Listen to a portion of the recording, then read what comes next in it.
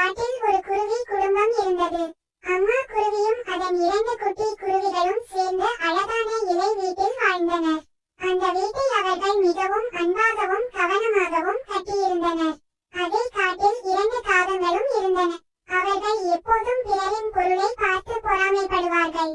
ஒரு நாள் குருவியின் அழகான வீட்டை பார்த்து, இந்த வீடு எங்களுக்கு இருந்தால் நன்றாக இருக்கும் என்று நினைத்தனர்.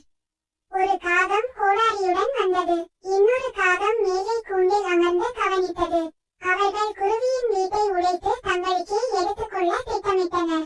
அம்மா குருவி இதை பார்த்து பயந்தாலும் புத்திசாலித்தனமாக நடந்து கொண்டாள். அவள் காகங்களிடம், இந்த வீடு மிகவும் வலிமையானது. உடைக்க முயற்சிப்பதற்கு முன் முதலில் இந்த மரத்தில் இருக்கும் இனிய மாம்பழங்களை சாப்பிட்டு சக்தி பெறுங்கள் என்றாள். காகங்கள் அதை நம்பி மாம்பழங்களை சாப்பிடச் சென்றன. அந்த நேரத்தில் குருவி தனது குட்டிகளுடன் பாதுகாப்பாக வேறு இடத்திற்கு பறந்து சென்றது.